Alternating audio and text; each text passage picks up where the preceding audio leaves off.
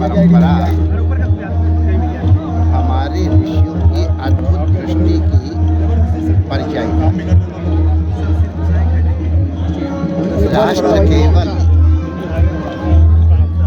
राजा से या सैनिकों से अथवा व्यापार से अथवा कृषि से ही जीवंत नहीं रहता। राष्ट्र की जीवंतता में उसकी संस्कृति का बहुत महत्व होता है। जिस राष्ट्र की संस्कृति जीवित है वो राष्ट्र जीवित है। जिस राष्ट्र की संस्कृति जितनी उन्नत है वो राष्ट्र उतना उन्नत है। भारतवर्ष का ये गौरव है, हमारे ऋषियों का प्रसाद है। उन्हें हमें बड़ी समृद्ध संस्कृति प्रदान की। राजनीति राष्ट्र को कभी जोड़ नहीं पाई है, लेकिन संस्कृति और धर्म, धर्म और संस्कृति, संस्कृति और धर्म को दो चीज़ अलग अलग कृपा करके न समझे। हम संस्कृति को भी धार्मिक परिप्रेक्ष्य में लेते हैं और धर्म को भी सांस्कृतिक परिप्रेक्ष्य, माने हमारा रहना बहना उठना बोलना चालना ये सबके सब धर्म के द्वारा नियंत्रित है। केवल पूजा उपासना ही धर्म नहीं है। आपका प्रत्येक आचरण, मनुष्य का प्रत्येक आचरण धर्म के द्वारा नियंत्रित होना चाहिए। तो इस दृष्टि से जिसका धर्म कहे, धर्म माने मर्यादा, माने कर्तव्य के पालन की बुद्धि। जंगल राज न होने पाए, सबको पनपने का अवसर मिले, सर्वत्र एक हो जाएंगे, ये तो कभी संभव ही नहीं है। प्रकृति में भी संभव नहीं है। अब प्रोटॉन कुछ और तरह का है, इलेक्ट्रॉन कुछ और तरह का है, न्यूट्रॉन कुछ और तरह का है। मूल में ही है भिन्नता। ये भिन्नता तो रहेगी, लेकिन इस भिन्नता में भी एकता बनी रहे। हम अपने आप में एक परमाणु के रूप में एक संयुक्त रहे, एक दूसरे को आकर्षित करते रहे। परमाणु की शक्ति उनके परस्पर आकर्षण में है और वो अनंत ऊर्जा है। 1,86,000 मील प्रति सेकंड की ऊर्जा है भाई। तो ये ऊर्जा से परमाणु ऊर्जावान है। इसी प्रकार परस्पर प्रेम और सौहार्द से ही राष्ट्र ऊर्जावान होता है।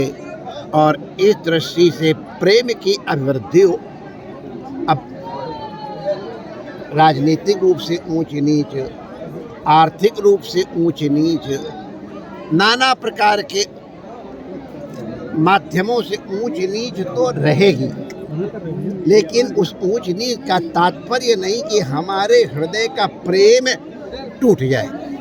हमारी शक्ति यही है कि हम नाना रूप नाना वर्ण सब होते हुए भी एक हैं। जी महाराज जी, हमारे होली का एक अलग अपना महत्व विशेष महत्व है। ब्रज की होली के बारे में आप और धैर्य रखना चाहिए, वहीं पे तो आ रहे हैं। तो इसी तरह से परस्पर प्रेम और सौहार्द बढ़े, इसके लिए उत्सवों का सृजन हमारे महापुरुषों ने किया है। दीपावली का अलग महत्व है, दशहरे का अलग महत्व है, रक्षाबंधन का अलग महत्व है। उसी प्रकार ये होली का भी एक अलग महत्व है। होली एक बहुत बहुत बहुत महत्वपूर्ण पर्व है। ये एक ऐसा अवसर है जब हम अपने समस्त बंधनों से मुक्त हो जाते हैं।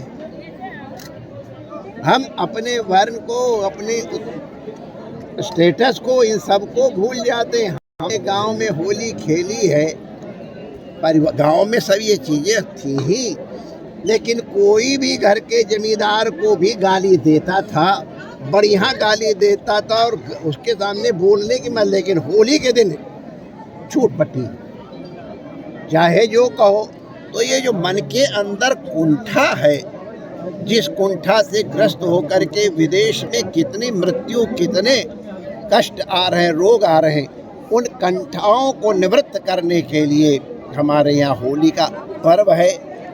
कामोत्सव है जरूर, लेकिन मर्यादित काम है, क्योंकि कृष्ण काम रूप है। इसी तरह से और भी चीज़ें हैं। ये सबको हम लोग होली में एक दूसरे को एक रंग में रंगने की चेष्टा करते हैं।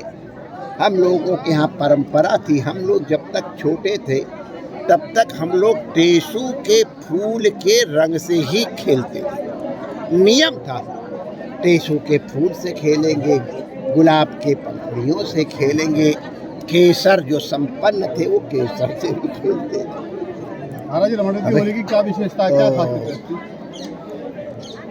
मैं कह दूं, इस बात तुमको प्रश्न करने को उत्तर समय दूंगा। तो ये जो टेसू है, केसर है, ये सबके सब त्वच रोगों के निवारण करने की महौषधियाँ हैं। ये केवल अनुराग का ही रंग नहीं है, ये विकार की निवृत्ति का भी रंग है। केसर त्वचा, और इन ऋतु में शुष्क वायु होने के नाना प्रकार के त्वच रोग होते हैं, इसलिए इस त्वच के रोगों की निवृत्ति भी एक दृष्टि मैंने बताई यही नहीं है। हमारे अंदर जो भी रोग है ना, वो ज़्यादा कठिन है, उन रोगों की भी औषधि ये होली है। और होली के लिए कहा जाता है कि होली में ससुर भी देवर लगता है। उसका मतलब है कि ये अनुराग का रंग है।